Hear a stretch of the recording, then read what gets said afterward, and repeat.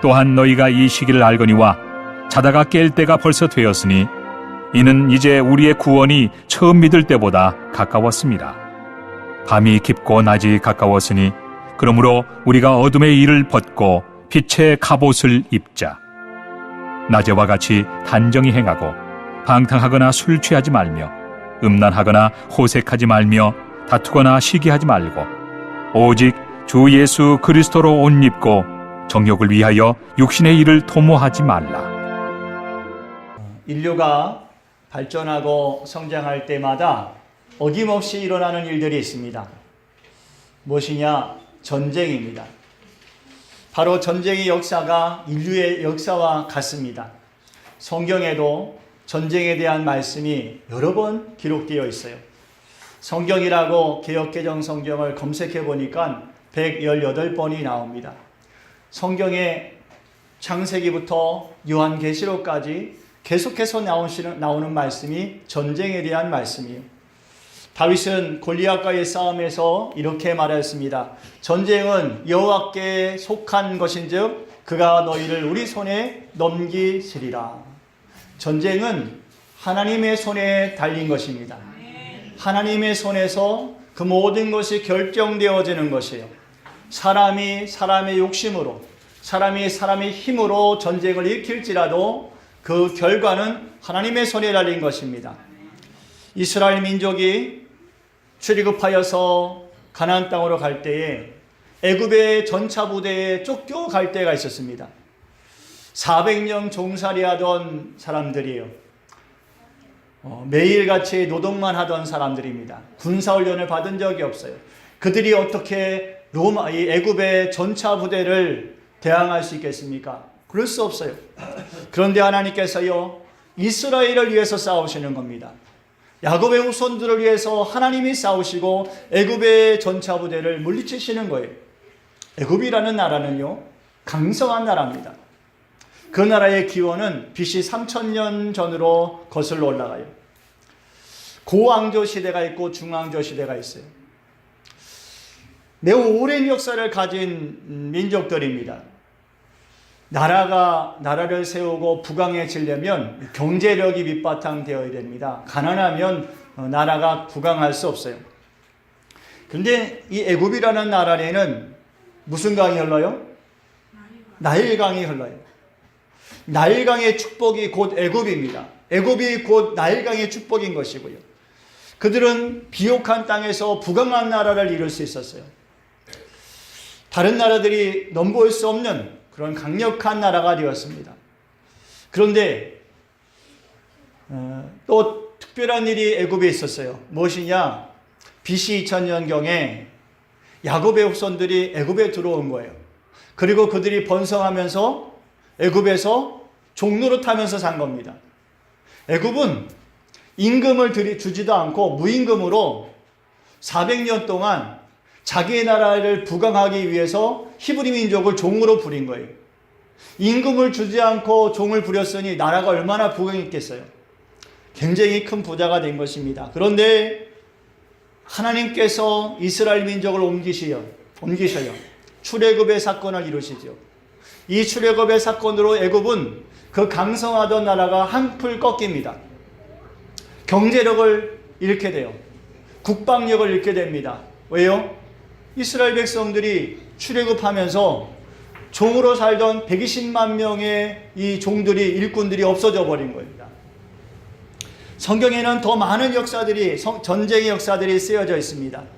이스라엘의 흥망성쇠가 성경에 쓰여져 있는데 그 흥망성쇠의 모든 기점마다 전쟁이라는 것이 끼어져 있어요. 히브리인들이 출애굽하여서 가나안 민족과 싸우지요. 그리고 가나안 땅에 들어가서 약속하신 하나님의 복지를 얻게 됩니다. 다 전쟁의 과정이에요. 이스라엘은 전쟁의 과정을 통해서 개국을 하게 돼요. 비로소 하나님의 나라로 세움받게 된 것입니다. 그런데 그런 이스라엘이 또 패망하게 돼요. 결과는 전쟁에서 졌기 때문에 그래요. 아수르와 바벨론의 침략을 막아내지 못합니다. 그 이후로 또 페르시아 제국이 바벨론을 무너뜨리고 유대민족은 페르시아 제국 아래 들어가게 돼요. 하나님께서는 고레스 왕과 또 다리오 왕을 통해서 예루살렘을 다시 회복하게 하십니다. 다 전쟁의 역사예요. 페르시아 제국을 무너뜨린 것이 알렉산드로 제국이고요. 알렉산드로 제국을 또 무너뜨린 것이 로마 제국이에요. 그런데 그렇게 제국들이 막 바뀌는 가운데서 이스라엘은 존재했다는 거예요. 하나님은 이스라엘을 버리지 않으셨다는 거예요. 그리고 그들을 통해서 메시아를 보내시는 역사를 이루시고, 메시아가 이 땅에서 오신 이후에 승천하시고 곧 머지않아 로마는 예루살렘을 함락하고 이스라엘은 이 땅에서 흔적을 감추게 됩니다. 다 전쟁의 역사를 통해서 이루어진 일들이에요. 예루살렘은 이슬람의 땅이 됩니다. 예루살렘은 이슬람의 성지가 돼요. 예루살렘을 탈환하기 위한 전쟁이 있었어요. 무엇입니까? 십자군 전쟁이. 그런데 끝내 성공하지 못했어요. 이스라엘은 그대로 끝났습니다. 1900년이라는 긴 세월 동안 예루살렘은 사라지고 흔적을 찾을 수 없었는데 1900년이 지나고 나서 다시 예루살렘이 회복되고 이스라엘이 회복됩니다. 무엇을 통해서일까요? 전쟁을 통해서요. 2차 세계대전이라는 큰 전쟁을 통해서 사라졌던 1900년 동안 사라졌던 이스라엘이 다시 세워지게 돼요. 전쟁은 하나님께 속한 것이라고 하셨어요. 하나님은 사람의 전쟁을 통해서 그 안에서 하나님의 뜻을 성취하고 계신 것입니다. 하나님의 백성들을 구원하시려는 하나님의 역사가 끊임없이 이루어져 온 것이에요. 옛날에 전쟁에서 썼던 무기가 뭘까요? 고작 써봐야 칼과 창이었습니다. 그리고 몇백 년 되지 않아서 화약과 총포가 개발이 되죠. 예전에 칼과 창은 이제 비교할 수 없게 되었어요. 총을 가진 나라에 이길 수 있는 나라는 없었습니다. 그런데 2차 세계대전을 기점으로 해서 또 전쟁의 양상이 바뀌게 돼요. 1945년 인류 최초로 쓰이게 된 무기가 있습니다. 무엇입니까? 원자폭탄이라는 핵무기입니다. 2차 세계대전이 끝나게 된 이유는 단 2발의 원자폭탄 때문입니다. 2차 세계대전 이후에 핵폭탄을 쓴 나라가 없어요. 단 2발의 핵폭탄으로 그 무서움을 깨닫고 전쟁이 종식됐는데 그 이후로 70년 동안 이 강대국들이 만들어낸 핵폭탄의 숫자는 10,000개가 넘어요. 그것도 줄이고 줄인 게 10,000개라는 거예요. 표를 좀 보면요. 미국이 가진 핵무기의 숫자가 4,804개입니다. 러시아는 4,480개, 프랑스는 300개를 가졌어요. 중국은 250개, 영국은 225개, 파키스탄은 120개. 파키스탄과 또 대적하고 있는 나라가 인도죠. 인도는 110개를 가졌습니다. 북한은 최근에 또 10개의 핵폭탄을 만들어냈어요. 이스라엘은 밝히진 않았지만 추정하기로는 400개 이상의 핵무기를 가졌다고 합니다. 여러분, 그런데 이런 세계 정세를 보면서 성경을 돌아볼 때에 성경의 마지막 때의 전쟁에 대해서 말씀해 주신 부분이 있어요. 이 요한계시록에 쓰여져 있는 전쟁의 모습은 매우 무섭습니다. 인류가 경험하지 못했던 전쟁의 양상이 요한계시록에 쓰여져 있어요. 이 전쟁은요, 사람이 일으키는 것이지만 그 안에는 어둠의 영이 역사하는 거라고 요한계시록에 쓰여져 있습니다. 요한계시록 16장 14절입니다. 시작. 그는 귀신의 영이라 이적을 향하여 온 천하 왕들에게 가서 하나님 곧 전하신 이의 큰 나라에 있을 전쟁을 위하여 그들을 모으라. 귀신의 영들이 모여서 마지막 날, 큰 날에 있을 전쟁을 준비하는 것이에요. 여러분, 도대체 얼마나 큰 전쟁이기에 악한 영들이 모여서 이 전쟁을 준비할까요? 이전에 있었던 전쟁과는 전혀 다른 전쟁입니다. 하늘과 땅과 바다가 완전히 뒤엎어지는 전쟁이에요. 어떻게 이런 일이 있을 수 있을까요? 사람들이요, 최초로 핵무기를 사용하고 나서 야, 무섭다 했음에도 불구하고 70년 동안 10,000개가 넘는 핵무기를 앞다투어서 만들어냈습니다. 만약에 여러분 두 번째 핵무기를 사용하게 된다면 이 세상은 어떻게 될까요? 상상할 수 없는 일이 벌어질 것입니다. 사도 바울은 오늘 로마서를 우리에게 써주시면서 11절 말씀에 이렇게 말씀하셨어요. 시작. 또한 너희가 이 시절을 알거니와 자다가 깰 때가 벌써 되었으니 이는 이제 우리의 구원이 처음 믿을 때보다 가까웠습니다. 사도 바울은 그 시대가 자다가 깰 때가 되었다라고 말씀하고 있어요. 사도 바울이 로마서를 쓸 때 그때는 로마의 이스라엘이 멸망할 위기에 처했을 때입니다. 사도 바울은 이스라엘의 멸망에 곧 가까웠다라고 생각했어요. 그리고 그때가 세상의 마지막인 줄 알았어요. 그런데 2000년의 시간이 지났어요. 바울이 말한 마지막은 그때가 아니었습니다. 진짜 마지막은 우리가 살고 있는 이 시대예요. 그런데 사도 바울은 왜 그때가 마지막이라고 말했을까요?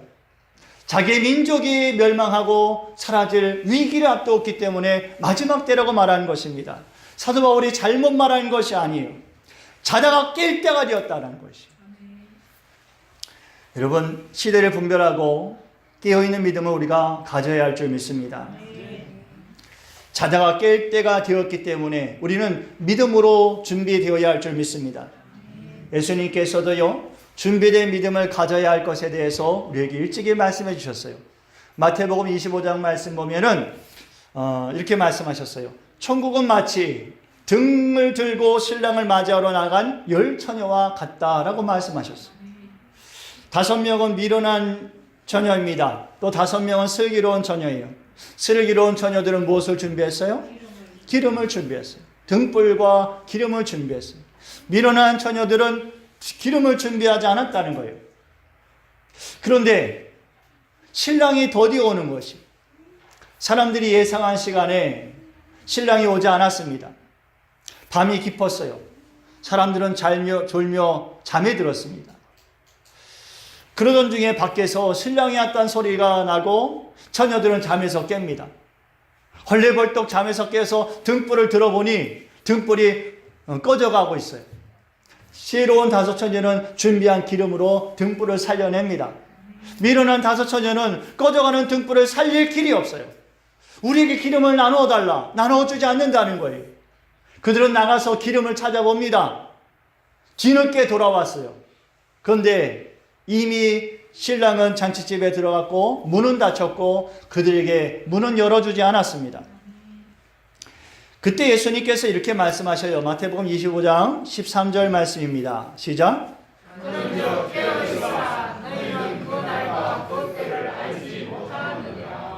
우리가 이 10처녀의 비유의 말씀을 들으면서 너무한 거 아닌가? 좀 기름을 나눠주면 안 되나? 좀 문을 열어주면 안 되나 생각할 수 있어요.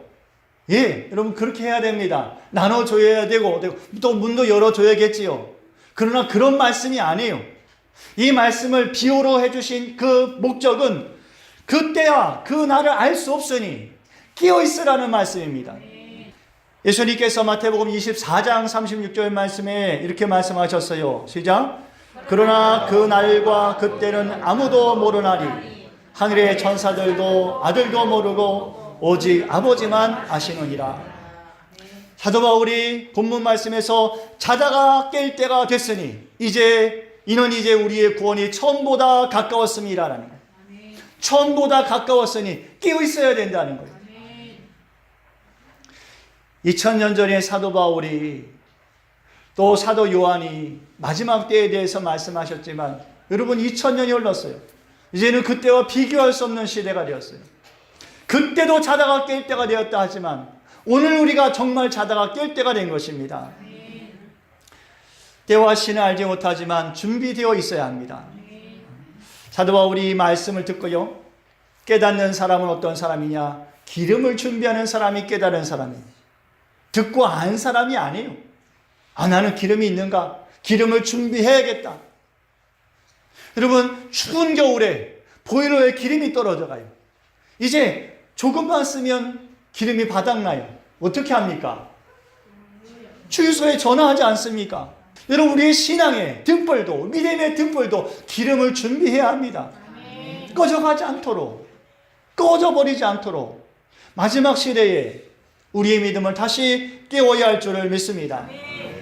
예수님께서 마지막 시대에 대한 말씀을 주시면서요, 요한계시록 말씀에 7 교회에 대한 말씀하셨어요.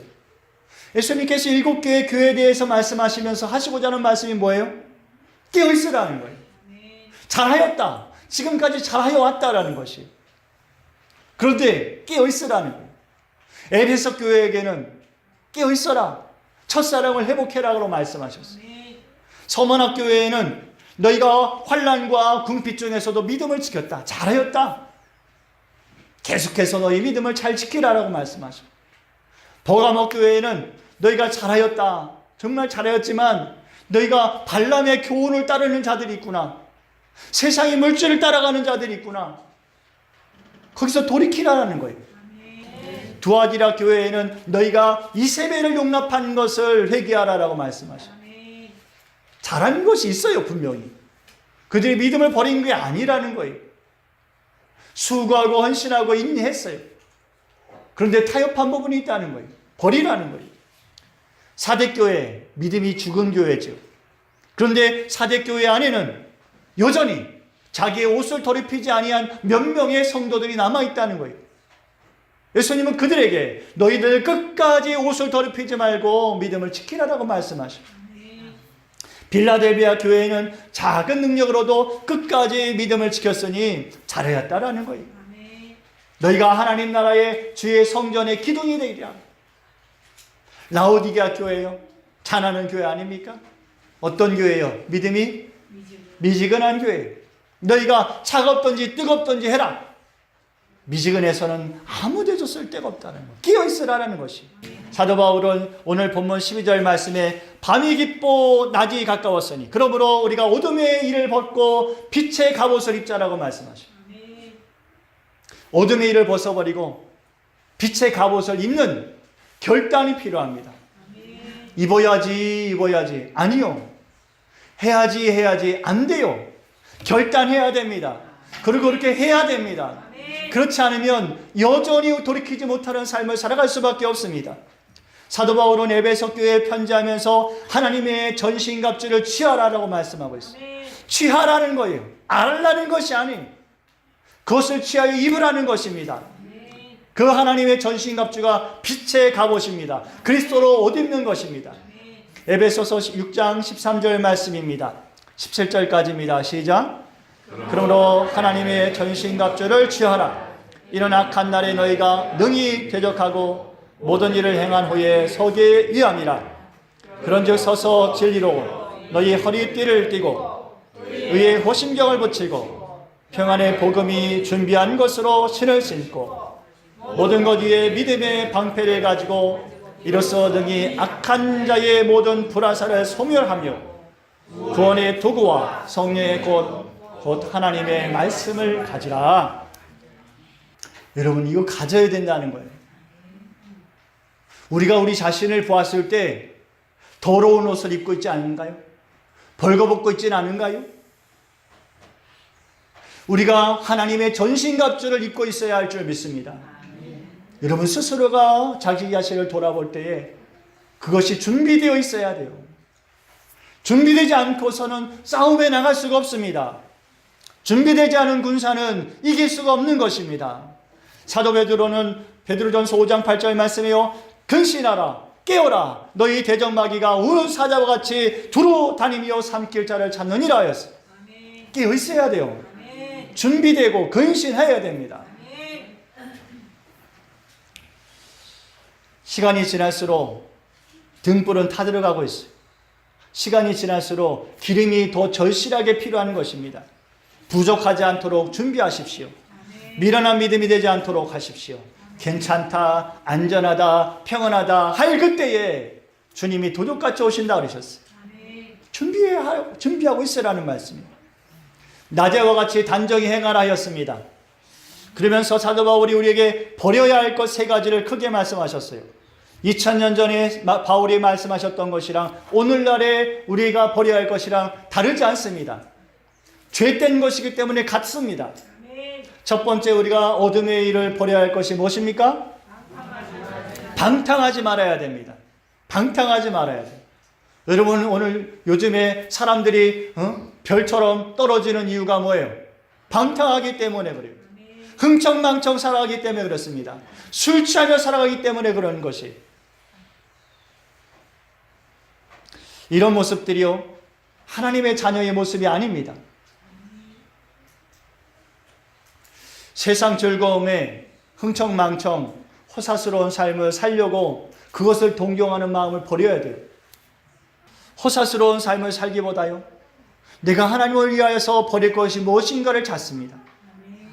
한두 잔의 술로 자기의 기분을 기쁘게 하기보다 그것을 버리고 오히려 자기 자신을 지켜가는 믿음을 갖게 돼요.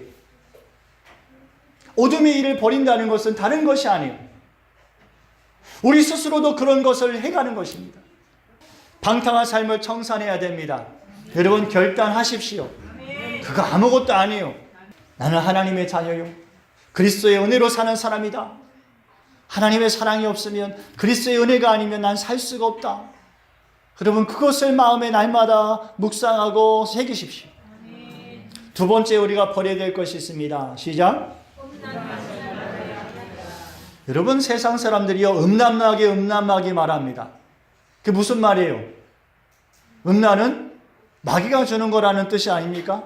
여러분 세상 사람들도 알아요. 음란한 것은 마귀가 주는 것이라는 것을. 음란과 호색하는 것, 그것은 하나님의 거룩과 반대되는 것입니다. 이런 것들은 세상으로부터 오는 것입니다. 하나님의 자녀들이요 이런 것들을 가까이 하고 닮아가고 따라가면 누구와 멀어질까요? 하나님과 멀어질 수밖에 없어요. 창세기 6장 말씀에 보면은 사람들이 타락해가기 시작해요. 그러면서 이렇게 말씀하셨어요. 시작. 사람이 땅 위에 번성하기 시작할 때에 그들에게서 딸들이 나니 하나님의 아들들이 사람의 딸들의 아름다움을 보고 자기들이 좋아하는 모든 여자를 아내로 삼는지라. 여호와께서 이르시되 나의 영이 영원히 사람과 함께하지 아니하리니 이는 그들이 육신이 됨이라. 그러나 그들의 날은 120년이 되리라 하시니라. 하나님께서요 딸과 아들로 나누어서 말씀하셨어요. 남자와 여자로 나누신 게 아니에요. 여러분 믿음의 자녀와 세상의 자녀로 나누어서 말씀하실 때 이렇게 말씀하신 거예요. 비유의 말씀이라고 이해하는 것이 옳을 것입니다. 하나님의 자녀들이 세상의 자녀들의 모습을 사모하고 그 모습을 따라가고 닮아감으로써 자기가 좋아하는 모든 것을 받아들이는 그 믿음을 버리는 모습을 보면서 하나님이 이렇게 말씀하신 거예요. 여러분 하나님의 영이 사람과 함께 할 수 없게 되었다 했어요. 이게 비극이 아니면 뭡니까? 우리를 만드신 하나님, 우리 안에 자기의 모습과 형상을 넣어주신 하나님, 그분의 영이 우리와 함께 할 수 없게 되었어요. 이게 슬픔이 아니면 뭐예요? 여러분 세상의 쾌락을 따라가는 삶은요 하나님과 멀어지는 삶입니다. 내가 조금씩 하나씩 세상의 쾌락을 취해갈 때마다 우리 안에는 하나님의 영상이 사라져가고 주의 영이 우리 안에 거하지 아니하고 우리는 세상을 닮아갈 수밖에 없는 것입니다. 다윗이 하나님 앞에 사랑받는 자이고 의로운 자지만 그가 정말 마귀 같은 모습을 할 때가 있었어요. 언제입니까? 밧세바를 취할 때. 음란하고 호색하는 마음을 그의 마음에 품고 그것을 떨쳐버리지 못할 때 다윗은 마귀와 같았어요. 그의 충신 우리아를 전쟁터에 내보내고 죽음의 자리에 일부러 몰아넣어요. 그가 죽었다는 소식을 듣고 다윗은 마음을 놓습니다. 아, 됐구나. 여러분 이게 사단의 모습이 아니면 뭐예요? 우리를 하나님의 의의 자녀의 모습에서 멀어지게 하고 세상의 모습으로 닮아가게 하는 것, 그것은 여러분 음란과 호색이에요. 이거 버려야 됩니다. 버려야 돼요. 세 번째는 무엇입니까? 다투지 말아야 됩니다. 다투는 마음 역시 여러분 하나님으로부터 멀어지는 마음입니다. 시기하고 질투하는 마음 하나님 주시는 마음이 아니에요. 예? 우리가 무엇을 하다 보면 시기하고 질투할 수 있어요. 여러분, 그러나 그게 사람의 마음일 수 있어요. 그렇기 때문에 하나님께 구해야죠. 그 마음을 버릴 수 있도록. 다투거나 시기하는 마음은요, 성령께서 우리 안에 역사하시는 그 역사를 회방합니다. 주님께서 우리를 붙들어 쓰고 싶어도, 주님께서 우리 안에 역사하고 싶어도, 주님의 음성을 우리에게 들려주고 싶어도 우리가 시기하고 질투하고 싸우고 다투면 그것을 들을 수가 없어요. 잠언 14장 30절 말씀입니다. 시작. 평온한 마음은 육신의 생명이나 시비는 뼈를 썩게 하느니라. 성령의 역사는요, 생명과 평안이요. 그러나 시기하는 마음은 사단이 주는 마음입니다. 사단이 기뻐하는 마음이에요. 시기는 뼈를 썩게 하느니라 하였어요.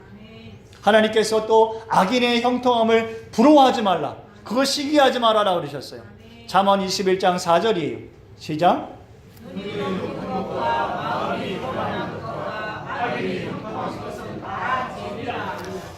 하나님께서요, 복 주실 만한 사람에게 복을 주시는 줄 믿습니다.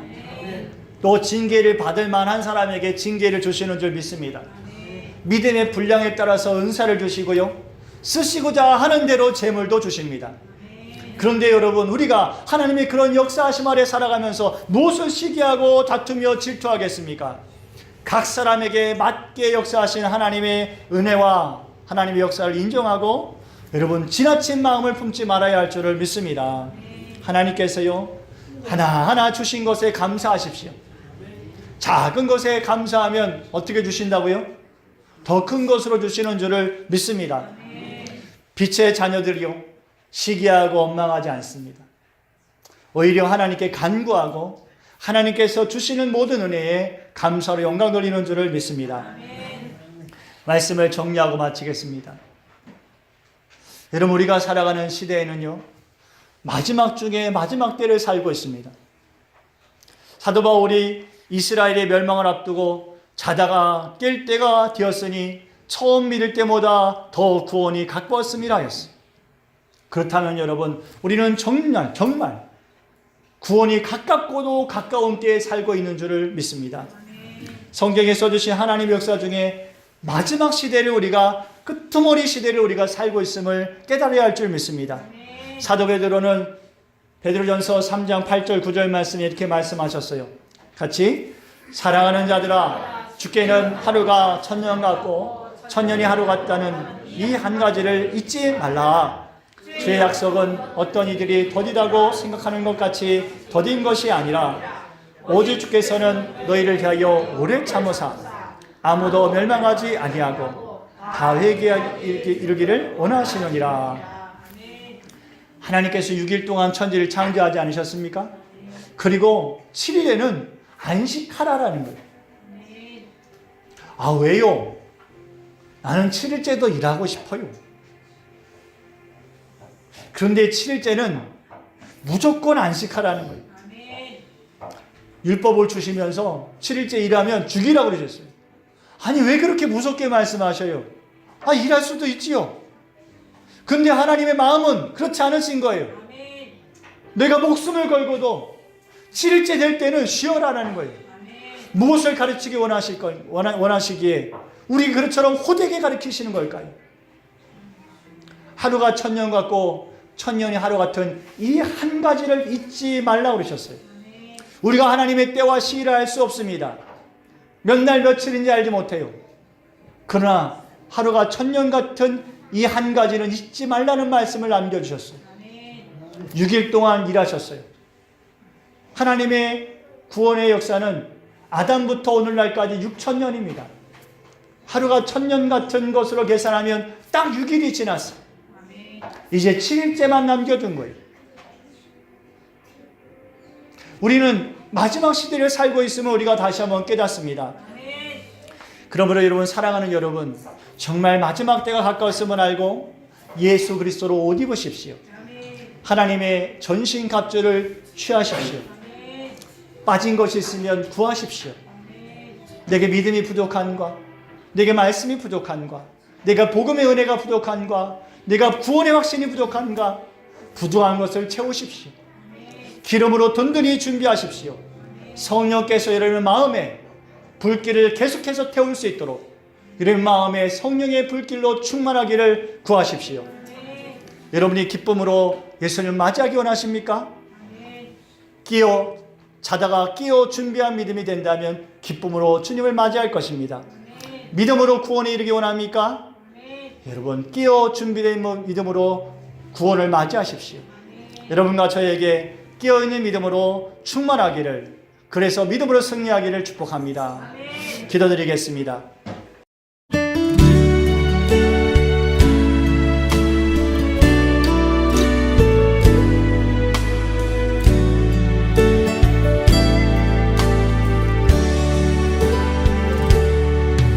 나의 피난처 예수 의지해요. 나의 피난처 예수 의지해요. 나의 가는 길